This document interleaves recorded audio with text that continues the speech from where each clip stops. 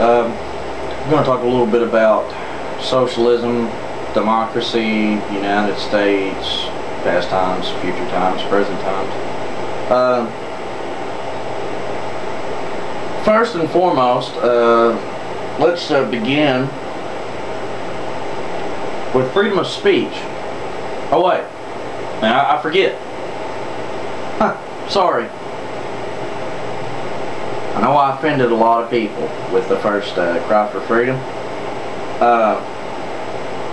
See, freedom of speech really doesn't mean freedom of speech anymore per se. It's a selective right. See, some of you have freedom of speech on some things, and some of us have freedom of speech on other things. 10 years ago, could I talk bad about the president? Absolutely. Absolutely. Could I disagree with his policies and get away with it? Yeah, for the most part.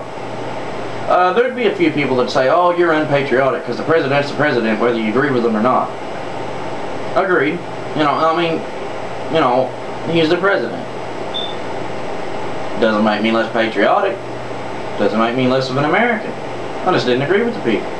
Didn't agree with the policies, didn't agree with the administration. But the tides have changed now. See, when we got our first African-American president, it was supposed to have opened doors, not shut them. But while some doors have opened, other doors have shut. Now that the balance of color to power ratio has changed, I can't disagree with Obama because my skin is white. By definition, now let's say I like him. Let's say that I like the man. Say I knew him personally, but I didn't agree with his health care policy. I'm a racist. I'm a racist. Simply because I don't agree with him, and he's black, and I'm white. That makes me a racist. I have been told those exact words, if you doubt it, that I'm a racist just simply because I do not agree with the man. Bullshit. Bullshit. I'm not a racist. I have no problem with blacks, Hispanics, Asians, Italians, Germans, Russians, Canadians, Mexicans. I have no problem with anybody. No one. I'm not a racist. I don't care what color your skin is. If your value quotient, that's how I look at that. If your value quotient as a human being is above a certain mark on my scale, as in you're contributing something worthwhile to the world, not just the United States, but to the world, then you gain the necessary, I don't really know how to put it into words, but you're worthy of breathing air, basically, is how I look at that. You're not a worthless piece of garbage.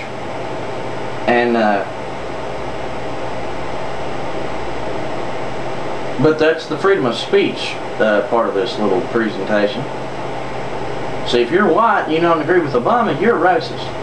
And we better get that established now. I guess I am, you know. Even though I'm not, I guess I'll accept the crown of thorns. I'll be the martyr for this. Take one for the teen boys. Oh, wait. Boys and girls. I might be a sexist now. Let's say boys and girls. Now, people want to jump to some conclusions. Oh, wait a minute. Before I go on, I'm a redneck too. Redneck, because I got this accent. It's not real thick like this. And I ain't real hillbilly like this. But I do have a southern accent. I accept it. I'm not ashamed of being from the South. Screw you. So what? I don't have rebel flags flying.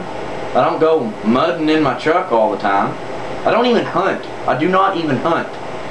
My guns are for recreation. I don't even go. I don't shoot animals.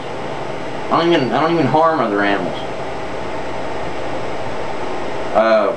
Just not that I'm like Greenpeace tree hugging, you know, Bambi lover. It's just that it's not my thing. I want, you know, if I'm going to hunt something, it's going to have to fight me back and know that I'm hunting it. That's how I look at it. There's no sport in it to me. It's just, I mean, it's just not fun.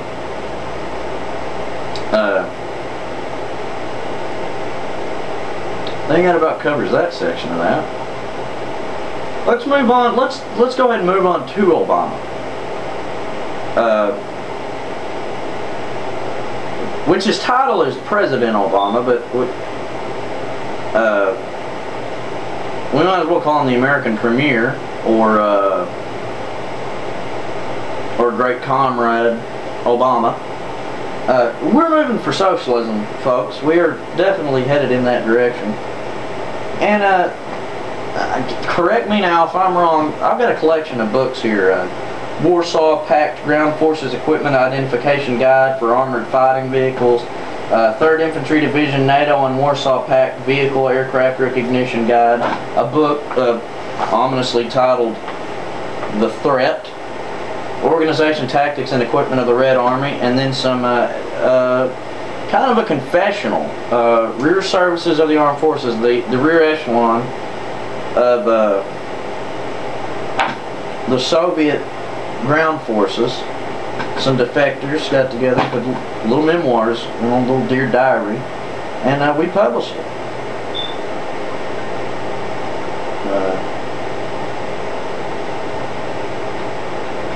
At one time we wanted to crush socialism. We resented the idea that a group of people across an ocean and behind an iron curtain wanted one gigantic central government that run the automobile industry. Aren't we doing that now? What else? They ran their health care. I'm thinking they ran their health care. Stop me now if I'm wrong. But aren't we? I think we're trying to do that now. See, everybody had health care in the Soviet Union. Everybody did. You could go to the doctor for free. But guess what? Healthcare standards were... there were none. You were lucky if you didn't die over there. You got sick, some kind of advanced stage or something, we're not fighting for you. You're a liability. You're not a citizen. You paid for it. You worked every day, fingers to the bone, and you paid for that health care. But you didn't get it. We have the best healthcare system in the world. People come from all over the world to be treated here. Do you know what countries they come from? They come from Canada. They come from the UK. They come from a lot of little countries. A lot of big countries who have nationalized health care, aka Obama care. Alright? They come from there to here to get treated. So doesn't that tell you something right off the bat? He wants to nationalize our health care. Waiting lists. Long waiting lists, long wait times in the emergency room. We think we have long times now. Hey, trust me, I had a staph infection last fall. Almost had, you know, it could have advanced to an amputation. I waited for a while in the emergency room. I would have had that amputation had I been in Soviet Russia. Had I been in the UK, Canada, could have killed me. Could have gotten to the blood, went to the heart, killed me. That's what they want for us, guys. Start looking this stuff up. Look up the healthcare plan. Look at the cost of the healthcare plan. Then ask yourself, who's paying for this? Oh, we are. We're going to pay for it. Not only are we going to pay for it, we're going to chew that good fiber-filled goodness up. And we're going to enjoy every bite. And we're going to just keep asking for a little bit more poison. And a little bit more poison every day. They get this healthcare thing passed. They got their energy thing passed. When they get this healthcare thing passed, just wait. The avalanche will begin. The legislation avalanche is going to begin.